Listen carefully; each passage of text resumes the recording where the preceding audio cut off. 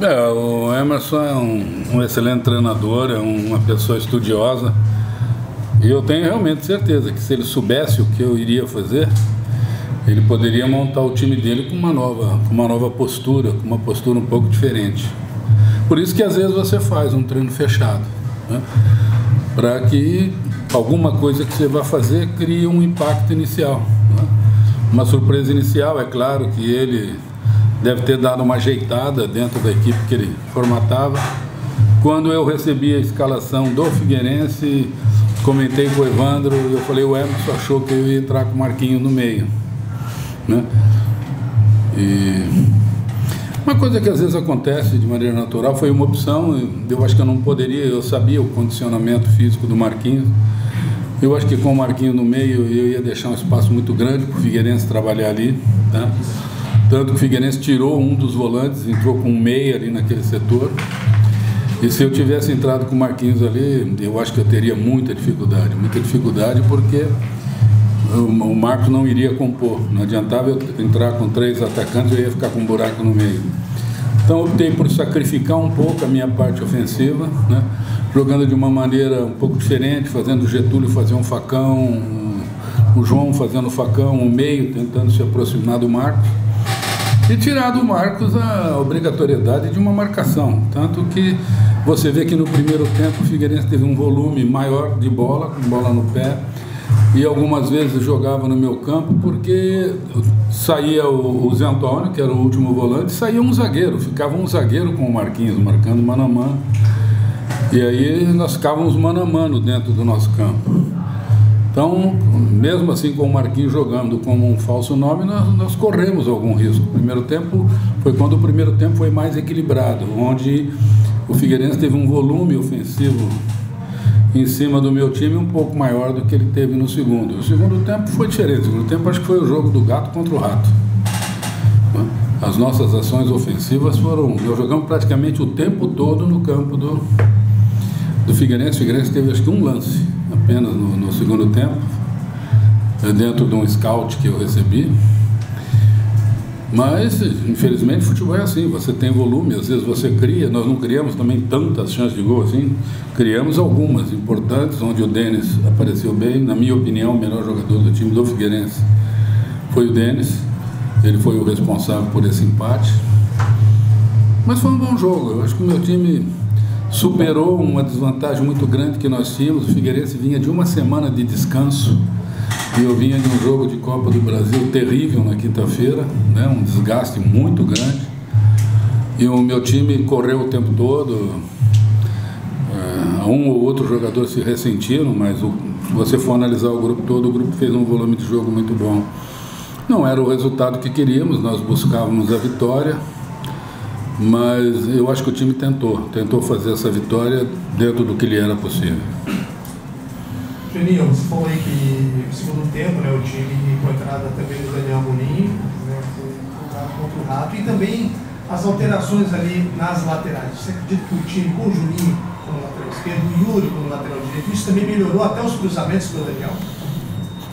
Às vezes as coisas acontecem, né, de uma maneira um pouco mais rápida do que você pensava. Era uma possibilidade que nós pensávamos utilizar no jogo, mas utilizar o Juninho um tempo um pouco menor, porque ele vem de uma paralisação muito grande.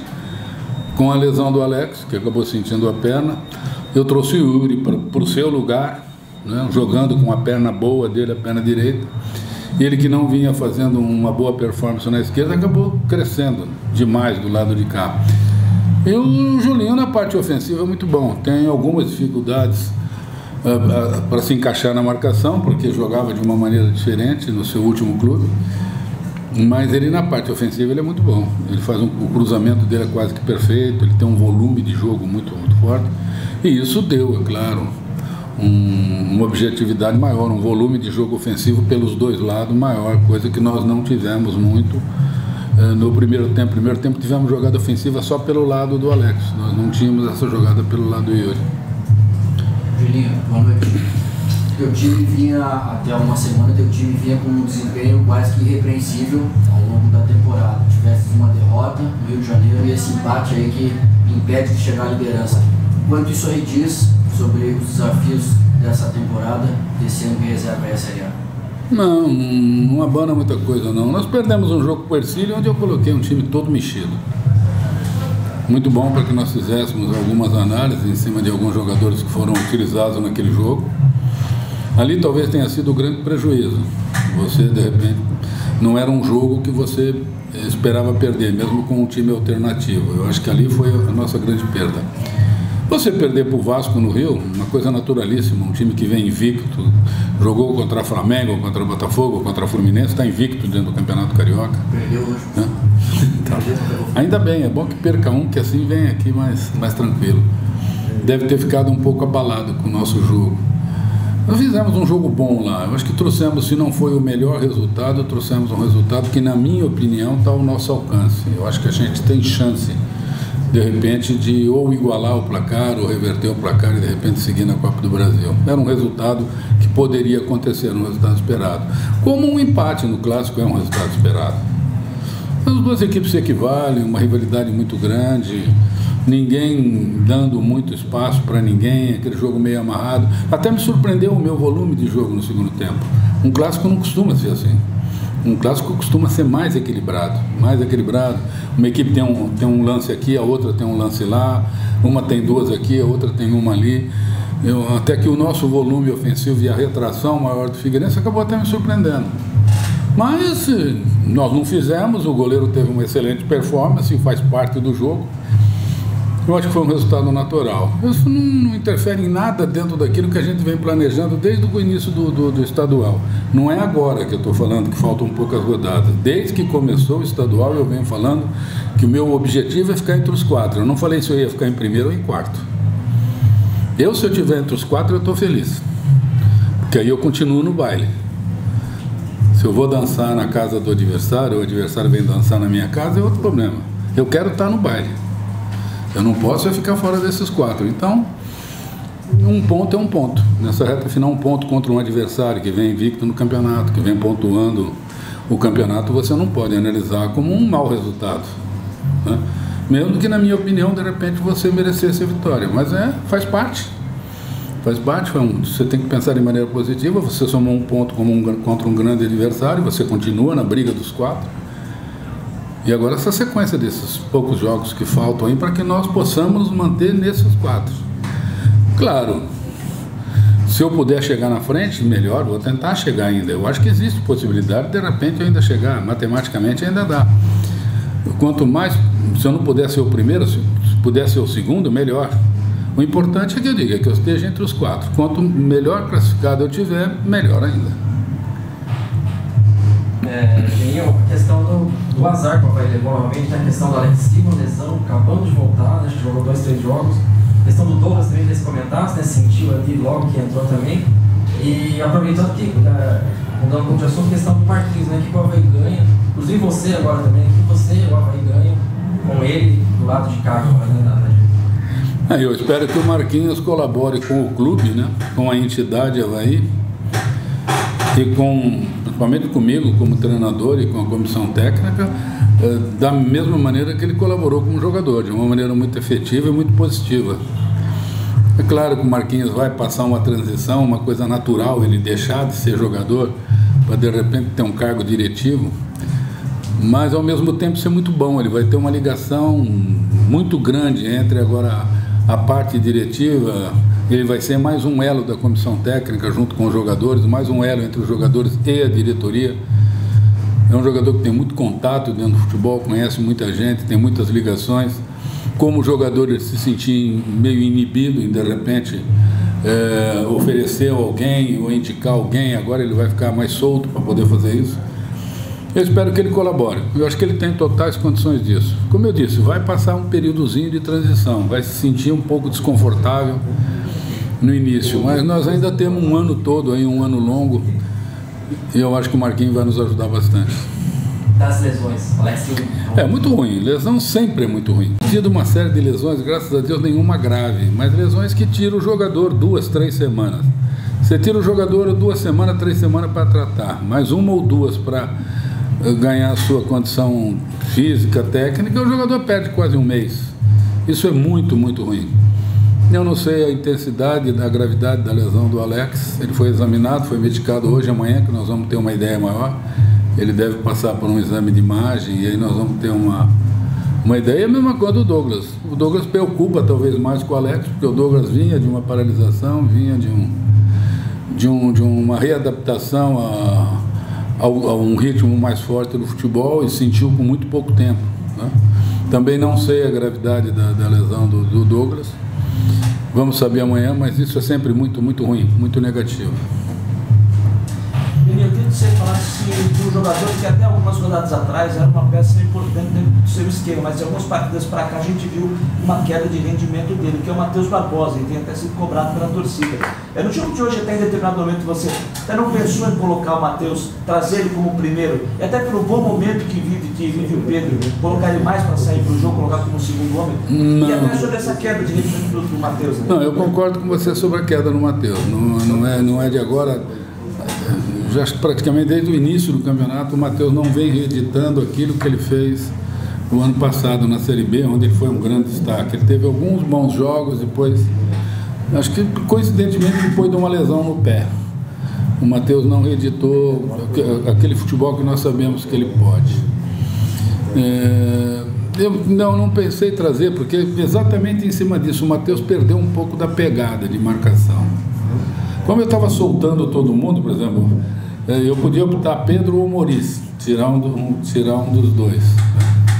Mas como eu estava entrando com o Douglas, sem a obrigação de marcar ninguém, deixando o Douglas bem solto, jogando ali à vontade na frente dos três atacantes, eu tenho que me resguardar, eu tenho que respeitar o adversário. Porque vai que o Figueirense sai rápido, encaixa uma saída de bola. Eu estava soltando os dois laterais, juntos, de uma vez. Eu estava soltando o Douglas, né? Eu tinha que ter contenção, um pouco de contenção. Então mandava o bom senso que você mantivesse o Pedro. E eu optei pela manutenção do Matheus, porque ele era um pouco mais móvel que o Maurício, né? O jogo já estava rodando aí para o seu terço final. O Matheus tinha um pouquinho mais de gás. Não gás, mas mais mobilidade um pouco, até para recompor um pouco a marcação do que tinha o Maurício, né? Mas não pensei em tirar o Pedro dali não, porque era arriscar demais. Eu estava soltando o Julinho, eu estava soltando o Yuri, eu estava soltando o Douglas, o resto todo mundo enfiado na frente, quase que sem voltar. Eu tinha que ter um pouco de cuidado ali atrás. Tirando nessas questões peculiares do clássico, eu queria perguntar se você já se encontrou um encaixe do teu time e se não encontrou, o que está faltando? Não, meu time está mais ou menos encaixado. Nós temos 2 ou 3 maneiras de jogar. E as 2 ou 3 maneiras que a gente tem jogado, o time tem correspondido bem. Quando eu posso utilizar aquele time que, vamos chamar de time base, o time tem rendido bem. O que nós temos conversado é que eu preciso ter mais opções dentro do elenco. Opções com mais status, com mais experiência, com mais know-how, com mais história, né? Isso nós precisamos, né? Aquele período de observação do elenco acabou. Agora nós estamos formatando o elenco, nós estamos tentando formar o elenco, fechar um elenco, pelo menos, porque nunca vai ser definitivo. O elenco só vai ser definitivo quando encerrar a inscrição da Série A. Isso vai acontecer lá para agosto, setembro talvez. Mas pelo menos que você tenha um grupo formado para você iniciar a Série A com chance de fazer um bom resultado. Você não pode esperar de repente a parada da Copa América para você montar teu time, porque senão até lá você já tem um prejuízo que você não vai conseguir recuperar dentro do campeonato, porque a Série A, por aquilo que o Avaí vai disputar, ele não pode se dar o luxo de começar mal. Ele tem que fazer um certo número de pontos, que depois nós vamos imaginar e traçar qual é até a parada da Copa América. Se você não fizer, você já entra, depois da parada você já entra num prejuízo muito grande. O próprio campeonato da Série A tem demonstrado isso. Quem de repente vai para o fundo não consegue sair. Quando o campeonato chega num certo ponto, você não consegue, você começa a jogar e você começa a jogar por um resultado só. O campeonato, como todos os campeonatos, quanto mais tempo ele vai rodando, mais difícil ele vai ficando, porque todo mundo vai se arrumando. Quem tem mais dinheiro vai gastando mais que o outro. E aí, de repente, você não tem tempo. Então, nós temos que começar o campeonato com um grupo bom. Um grupo bom. Então, eu acho que quando eu jogo com aquele time que, teoricamente, é o grupo principal meu, nós temos feito bons jogos. Contra qualquer adversário. Às vezes ganhamos, às vezes não, mas sempre fazemos bons jogos. O caso do Vasco. Nós somos altamente elogiados pela crônica do Brasil inteira. Todo mundo dizendo que o Avaí é um bom time, que o Avaí tem condições de fazer um bom campeonato. Tem. Mas com aquele grupo. Então eu preciso ter dentro do elenco peças que possam me ajudar em caso de reposição, em caso de necessidade, porque não é sempre que de repente você vai ter 1, 2 ou 3 desses jogadores que hoje são titulares bem. De repente o jogador começa a entrar numa fase de 1, 2 jogos ruins, você tem que ter alguém tão bom quanto ou até melhor para pôr. Se você tem uma lesão, como hoje nós tivemos Douglas e Alex, você tem que ter reposição do mesmo. Quando estou falando isso dentro de Série A, do mesmo peso, ou do mesmo quilo ou até maior, né? E aí atrás disso que nós estamos agora, né? Então até agora as experiências foram feitas, eu acho que eu já sei o que eu tenho no meu grupo, eu sei com quem eu posso contar, eu sei quem pode me dar, onde, quando, né? Até dos próprios garotos, com qual garoto eu posso contar mais do que com o outro, quem está realmente pronto, quem ainda não está pronto. Porque é diferente você fazer um campeonato regional em uma Série A. Então, a gente já tem uma ideia bastante perto da realidade disso aí. E nós já estamos conversando com a diretoria de que nós temos que começar a correr atrás de algumas coisas, porque senão nós vamos ter dificuldade dentro do próprio campeonato regional, dificuldade para continuar numa passagem de Copa do Brasil e principalmente dificuldade na Série A. E para fechar pelo menos da minha parte, você disse agora que esse período de experiência, esse período de avaliação acabou. Aí eu te pergunto, se está valendo ainda isso vale também para o gol ou o rodízio ainda vai seguir mais um pouquinho? Não, mas ali no gol estou tranquilo, até vocês mesmo hoje fazem uma análise diferente do que vocês faziam alguns dias atrás. Hoje vocês também têm a consciência que nós temos 3 goleiros de muita qualidade. Hoje é muito difícil você falar qual dos 3 está melhor que o outro. Não porque não tem ido muita bola no meu gol, né? Ultimamente meus goleiros não estão trabalhando, pouquíssimo, né? Mas toda vez que eles precisaram trabalhar, tanto o Vladimir, como o Lucas, como o Gledson, quando eles foram chamados, eles foram bem. Mas eu ainda não mudei de ideia, não. Eu não gosto muito de rodízio. Só que ali eu estou tranquilo. Ali eu estou tranquilo, vai esse, vai aquele, vai aquele, vai... Não é ali que eu tenho a minha preocupação. Claro que talvez a hora que chegar a definição do campeonato eu vou fixar um, tá? E dentro do campeonato muito provavelmente vai fixar um, eu devo terminar com o rodízio. Mas não é ali a minha preocupação é um pouco mais na frente. Vamos falar dessa preocupação, porque no começo do campeonato, nessa trajetória aí, né, alguns pontos foram marcados, volante, atacante, meio, lateral. O que hoje o Avaí precisa, como necessidade para compor esse elenco aí? A maior necessidade nossa agora é no ataque. É achar mais 1 ou 2 jogadores que façam gols. Que sejam agudos. Nós não podemos ficar dependendo só do Daniel, ficar dependendo só do Getúlio, tá? Dependendo do João. E se esses 2 machucarem um dia? Como é que fica? Eu tenho garoto, eu tenho, por exemplo, o Jones, que infelizmente vem numa sequência de lesão, não está ajudando. Chegou o Brizuela, que ainda está se adaptando, ainda não é aquele Brizuela que nós trouxemos. Você tem o Caio, que é um garoto com muita força, mas ainda não tem aquele know-how para pegar uma camisa que para ele ainda é pesada do Avaí e falar daqui que eu vou resolver, né? Então, nós temos dificuldade ali na frente. Então, ali hoje é o nosso ponto mais nevrálgico. Eu acho que aí, e não precisamos de um só, não. Ali a gente precisa de uns 2 para vir. E se precisar falar aqui daqui essa camisa, se puder vir até a nível de titularidade, melhor ainda. Eu sei que é difícil você achar no mercado, esses jogadores são caros, porque está todo mundo correndo atrás, todo mundo procurando, algumas equipes estão com um orçamento bem maiores do que do Avaí, bem maiores, até algumas equipes que não são grandes, não sei a mágica que fazem, mas estão contratando jogadores com um salário incompatível para, de repente, o status do time, mas estão contratando. Então fica difícil de repente você brigar nesse nível e buscar jogador. Mas nós estamos tentando, estamos procurando. E é fundamental que a gente ache, porque senão nós teremos seríssima dificuldade pela frente. Valeu, obrigado. Aí, então...